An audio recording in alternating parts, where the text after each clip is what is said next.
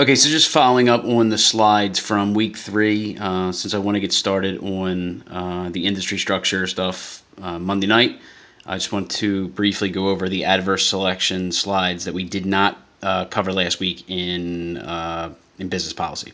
So adverse selection. So last week we talked a lot about moral hazard, which is hidden effort, and we also talked about some ways that we could try to either figure out someone's effort level or increase their effort level.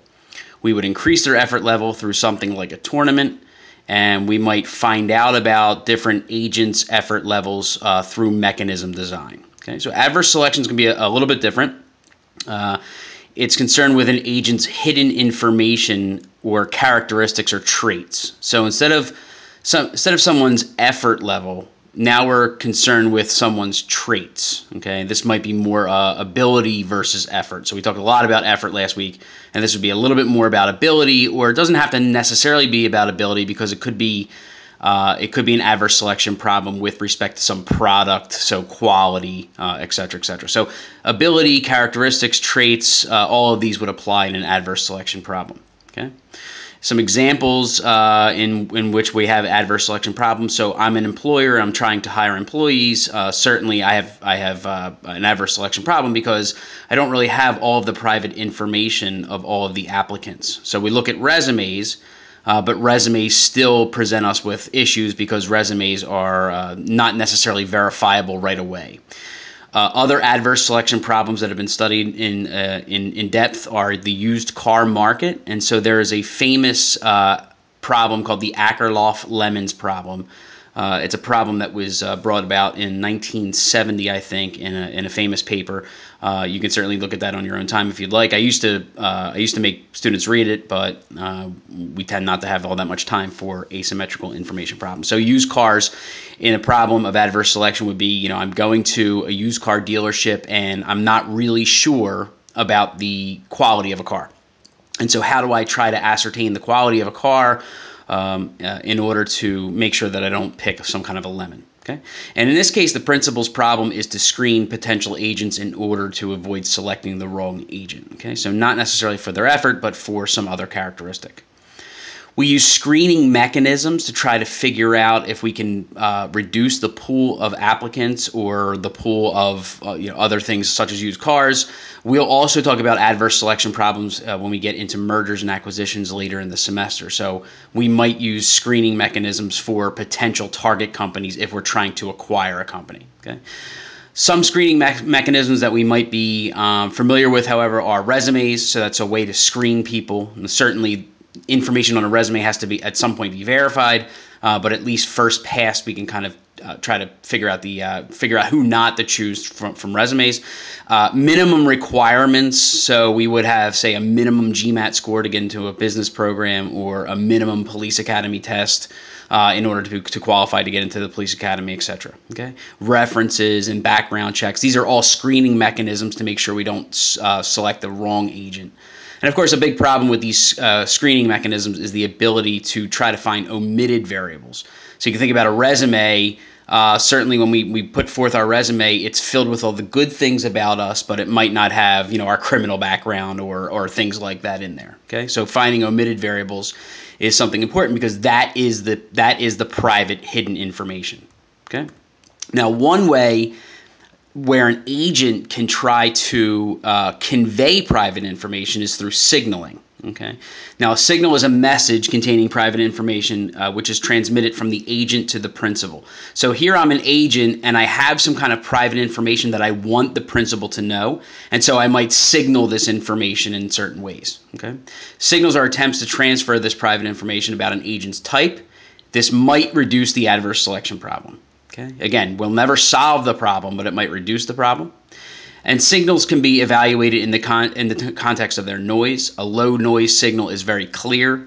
A high noise signal is not clear. You can think about epsilon from the equation that we dealt with last week. And noisy signals, of course, are very difficult to interpret. If you can't make out that last number 3 there, it says noisy signals are difficult to interpret. Now, for a signal to be informative, different types of agents must incur different costs in transmitting the signal. And this is important For example, an MBA is a signal. It's a signal of effort and ability, but it's a signal because it's costly for some and less costly for others. So if anyone could get an MBA, getting an MBA would not be a signal. However, since it's more costly for someone with low ability to get an MBA versus someone with high ability, getting an MBA is an effective signal in signaling your ability and your effort. Okay, so the point there is, if somebody had very low effort and very low ability, it's so difficult to actually get the MBA. And when we say costly, we're not necessarily just talking about monetary costs. We're talking about just the mental cost in studying for the GMAT and studying for your classes, etc. So it's so costly that those people, those agents, wouldn't even be able to get an MBA. Therefore, those that get an MBA are signaling the fact that they have some kind of ability and some kind of an effort. Okay. Spence, 1973, there's a person named Michael Spence who won a Nobel Prize in Economics, I think in 2001, for a lot of the work that he did in signaling models. And basically, he had a model where he would consider a labor market in which productivity of an employee is private information, and this would be the adverse selection problem. And a worker has a productivity level of theta, don't worry about that, which is either high or low. So we could classify agents as high or low in terms of productivity level. Agents use their education level as a signal of their type. Okay, again, going back to the MBA. And we often talk about something called the sheepskin effect of an MBA or of a bachelor's degree, but especially of an MBA. The sheepskin effect is that the MBA itself, the value in the MBA, is the signal and not necessarily the information that you learn in an MBA. So when you go on the marketplace with an MBA, it's not that you can say, hey, I'm really good at finance or accounting or management or whatever it is. It's a signal of your effort and your ability. The sheepskin effect is what that's called. Okay. And just some examples of signals. Your education and accolades would be signals because you're trying to signal your private information that others might not have. Press release information for companies are signals, so we're trying to get information out there, private information that others might not have. Executive insider stock purchases would be signals. So that's a signal where the insider, who certainly has private information and can't necessarily just tell everybody about their private information, if you see them purchasing stock or selling stock, they're both signals. One a positive signal, the second a negative signal. And pre-bankruptcy announcements, or signal diffusion as we call it, which are, these when companies think that they're going to go bankrupt, they don't want to have a roller coaster in terms of a sharp decline down, and so they'll slowly diffuse the bankruptcy information over weeks or months. So they might, a couple months before filing bankruptcy, they might say, hey, we're hiring strategic advisors to look at our options. That would be a signal that the bankruptcy is coming, but they don't want to just file for bankruptcy all of a sudden and the stock hit an all-time low really quickly. They want to diffuse it so that people have time to actually read those signals and then to act on those signals. Okay. And one final example of a signal would be, I always signal private information about myself at the beginning of every semester when I harp on the fact in my syllabus and in my introductory slides in the first class of how much I value effort in determining your final grade. That's private information. That's not necessarily information that you would have about me, and I make sure that others know it so that I can convey that private information to others. Okay. Any questions that you have on any of the things I went over in this 9-minute video, certainly you can ask at the beginning of class on Monday.